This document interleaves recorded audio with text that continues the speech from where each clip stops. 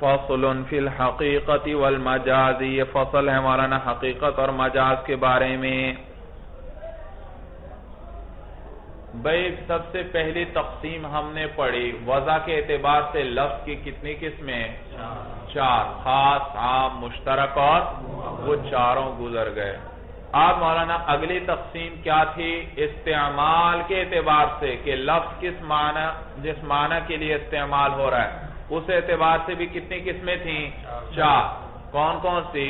حقیقت، مجاز، صریح اور کنایہ، چار قسمیں۔ تو آج ہم حقیقت اور مجاز کے بارے میں پڑھیں گے بھائی۔ اگر یاد رکھو لفظ کو استعمال کیا جائے اسی معنی کے لیے جس کے لیے اس کو وضع کیا گیا تھا تو اس کو کہتے ہیں حقیقت، اور اگر لفظ کو اس معنی کے لیے استعمال نہ کیا جائے جس کے لیے اس کو وضع کیا گیا تھا تو یہ مجاز کہلاتا ہے۔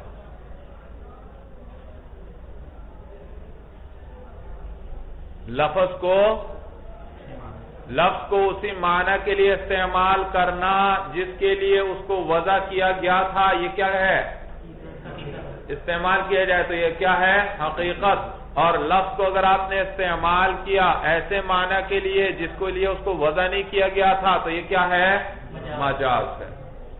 آسان لفظوں میں یوں کہو، اگر لفظ کو معنی موضوع لہو کے لیے استعمال کیا جائے تو یہ حقیقت، اگر لفظ کو معنی غیر موضوع لہو کے لیے استعمال کیا جائے تو یہ کیا ہے؟ مجاز ہے۔ حقیقت کس کو کہتے ہیں؟ لفظ کو معنی موضوع لہو کے لیے استعمال کیا جائے تو یہ کیا کہلاتا ہے؟ اور اگر لفظ کو معنی غیر موضوع لہو کے لیے استعمال کیا جائے تو یہ کیا ہے؟ مجاز۔ مثلا مولانا دیکھیے اسد کا لفظ، اسد شیر کے لیے وضع ہے، ایک جنگلی درندہ ہے اس کے لیے وضع وقت میں، لیکن کبھی کبھی بہادر آدمی کو بھی شیر کہہ دیتے ہیں، اس کو بھی اسد کہہ دیتے ہیں۔ تو اسد وضع کس کے لیے ہے؟ شیر۔ تو لفظ اسد بولا جائے اور اس سے معنی بھی کہ اس کو کیا کیا جائے؟ شیر کا، تو شیر مراد ہو تو پھر یہ کیا ہے؟ حقیقت۔ اور اگر اس سے کیا مراد دیا جائے؟ بہادر آدمی، تو پھر یہ کیا ہے؟ مجاز ہے، مجاز ہے۔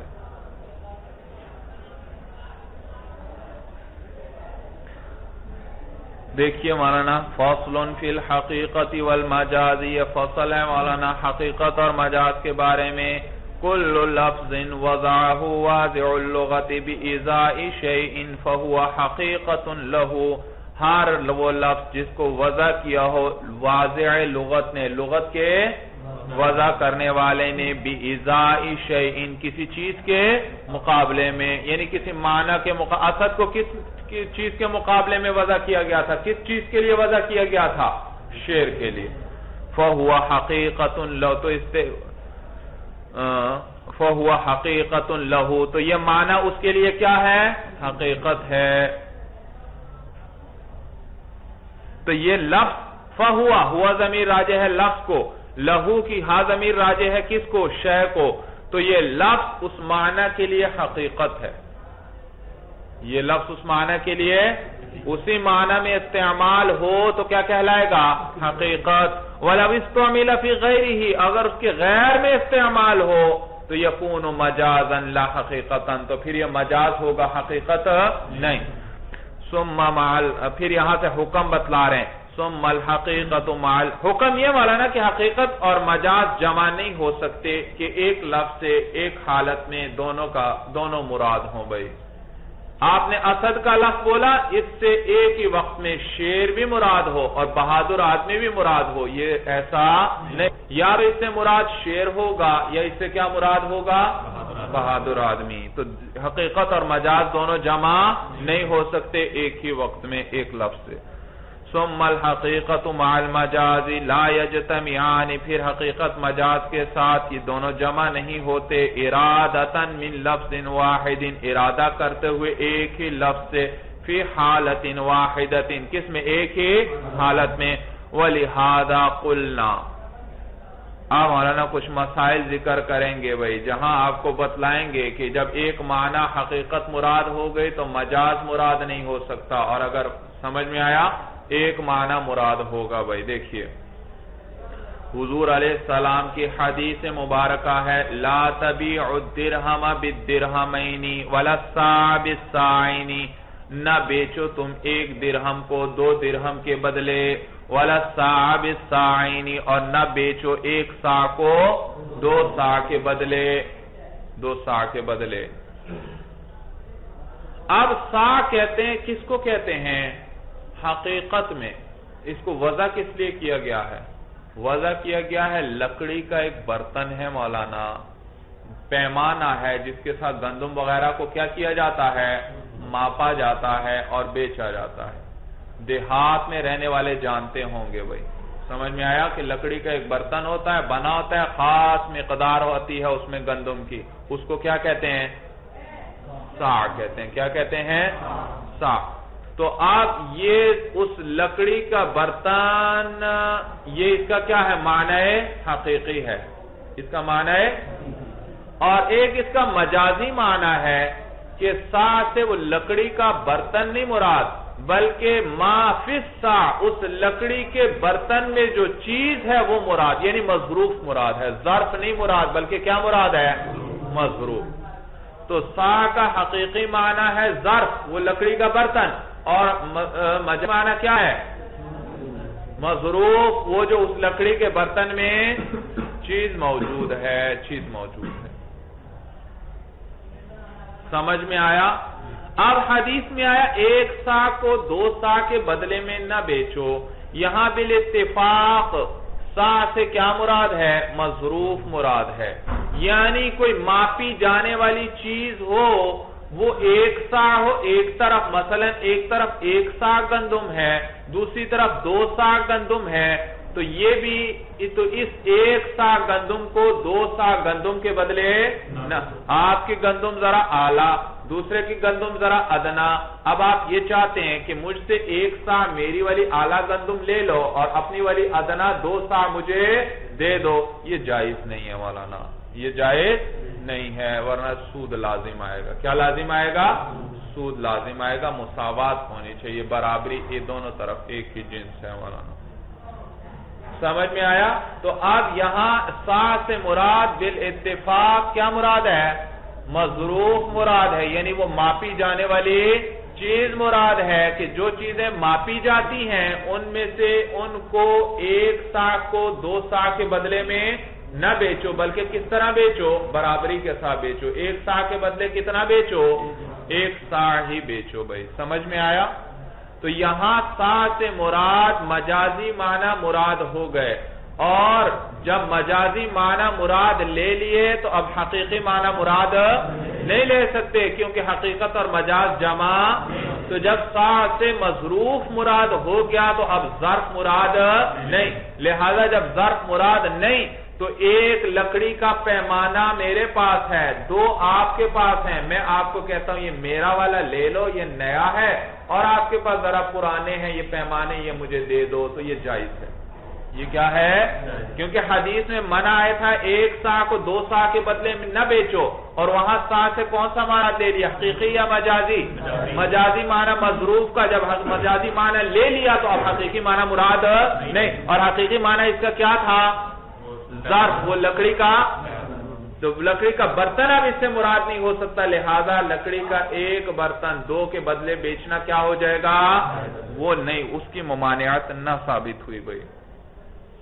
وَلِهَذَا قُلْنَا، اور اسی بنا پر ہم کہتے ہیں لَمَّا أُرِيدَ، جب ارادہ کر لیا گیا، ما اس چیز کا، يَدْخُلُ فِي السَّاعِ، جو سا میں کیا ہوتی ہے؟ داخل ہوتی ہے، یعنی اس میں آتی ہے، تو وہ کیا ہے مولانا؟ مظروف بھائی، جو چیز سا میں ہو، جب اس کا ارادہ کر لیا گیا، بِقَوْلِهِ عَلَيْهِ السَّلَامُ، حضور علیہ السلام کے اس قول کے ساتھ، لا تبیع الدرہم بالدرہمین، نہ بیچو تم 1 درہم کو 2 درہم کے بدلے، ولا الساع بالساعین، اور نہ بیچو 1 سا کو 2 سا کے بدلے میں۔ جب اس سے کیا ارادہ کر لیا گیا؟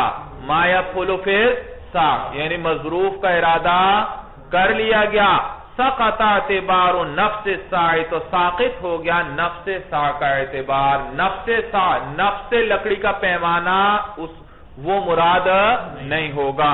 حتی جاز بیع الواحد منہ بالاثنین، یہاں تک کہ جائز ہو جائے گا اس پیمانے میں سے ایک کا بیچنا بالاثنین، کتنے کے بدلے؟ دو کے بدلے. وَلَمَّا أُرِيدُ الْوِقَاعُ مِنْ آیَةِ الْمُلَامَسَةِ سَقَطَ اعْتِبَارُ إِرَادَةِ الْمَسِّ بِالْيَدِ. اسی طرح مولانا اللہ تعالیٰ قرآن میں فرماتے ہیں بھئی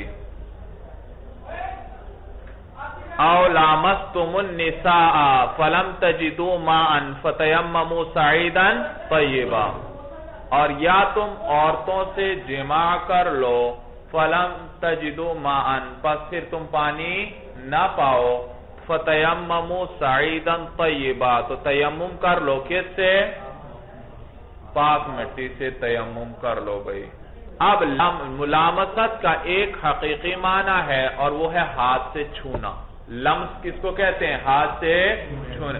تو ملامست کا ایک حقیقی معنی ہے ہاتھ سے چھونا، اور ایک اس کا مجازی معنی ہے جماع بھئی. کیا معنی ہے؟ جماع. تو ملامست کا ایک حقیقی معنی ہے اور وہ ہاتھ سے چھونا، اور ایک مجازی معنی ہے کیا؟ جماع. جماع کو بھی کیا کہہ دیتے ہیں؟ تو یہاں پر مولانا اس بات میں امام شافعی رحمہ اللہ اور ہمارا تو اتفاق ہے کہ یہاں ملامست سے کیا مراد ہے؟ جماع مراد ہے. او لامستم النساء، یا تم لوگ کیا کر لو؟ عورتوں سے جماع کر لو، فلم تجدوا ماء، پھر تم پانی نہ پاؤ تو کیا کر لو؟ پاک مٹی سے. معلوم ایک جنبی بھی ہے مولانا، وضو میں پانی نہیں ملتا تو بھی تیمم کریں گے. جنبی ہے ایک شخص، اس کو پانی نہیں ملتا تو پھر وہ بھی کیا کرے گا؟ وہی تیمم کرے گا جو وضو والا کے لیے تیمم تھا، غسل کے لیے بھی وہی تیمم کرے گا. اب اس آیت سے ہمارے نزدیک جماع مراد ہے. لامستم سے کیا مراد ہے اس آیت میں؟ جماع. اور امام شافعی رحمہ اللہ بھی اسے جماع کا معنی مراد لیتے ہیں. چنانچہ جنبی کے لیے تیمم کا اثبات وہ اسی آیت سے کرتے ہیں. ان کے نزدیک بھی جنبی کیا کرے گا؟ پھر تیمم کرے گا. کہاں سے انہوں نے دلیل پکڑی؟ انہوں نے بھی اسی آیت سے. تو معلوم ہوا ہم بھی جماع مراد لیتے ہیں اور وہ بھی کیا مراد لیتے ہیں؟ جماع. اور جماع اس کا حقیقی معنی یا مجازی معنی؟ مجازی معنی. تو جب مجازی معنی مراد لے لیے تو اب حقیقی معنی مراد نہیں. لہذا اگر ایک باوضو شخص عورت کو ہاتھ لگا دے تو اس کا وضو نہیں ٹوٹے گا. اس کو اب دوبارہ اور پھر اس پر وضو واجب نہیں ہوگا کہ وہ پھر پانی نہ ملے تو وہ کیا کرے؟ جا کر تیمم کرے. تو ایک باوضو شخص اگر عورت کو ہاتھ لگائے تو اس کا وضو نہیں ٹوٹے گا، کیونکہ ہم نے اس سے کیا مراد لے لیے؟ جماع. اور جب جماع مراد لے لیے مجازی معنی تو حقیقی معنی یعنی لمس بالید مراد نہیں. جبکہ امام شافعی رحمہ اللہ اس سے مجازی معنی بھی ساتھ حقیقی معنی بھی مراد لیتے ہیں. اور کیا کہتے ہیں کہ ہاتھ سے کسی عورت کو چھو لیا کسی نے تو اس کا وضو ٹوٹ جائے گا. سمجھ میں آیا؟ تو شوافے کے ہاں مولانا عورت کو وضو ہے، آپ ہاتھ لگ جائے بس فوراً کیا ہوا؟ آپ کا وضو ٹوٹ گیا. چنانچہ آپ بھائی اللہ سب کو حج پر لے کر جائے بھائی، بار بار حج پر جائیں گے، وہاں آپ دیکھیں گے بھائی شوافے کی جو عورتیں ہیں انہوں نے ہاتھوں پر بھی دستانے چڑھائے ہوتے ہیں. سمجھ میں آیا؟ کیونکہ حج ہے، ہجوم ہے، اور تو وہاں وضو کرنا بھی بڑا مسئلہ ہوتا ہے بھائی. اتنے ہجوم کے اندر آدمی جائے اور وضو کرے تو پھر ذرا کسی کا ہاتھ لگ جائے گا کیا ہوگا؟ وضو. کیا حکم لگا دیتے ہیں فوراً؟ وضو ٹوٹ گیا بھائی. کوئی چیز پکڑا بھی رہی اپنے خاوند کو، لگ گیا فوراً وضو ٹوٹ گیا. احناف کے ہاں بڑی آسانی ہے. سمجھ میں آیا؟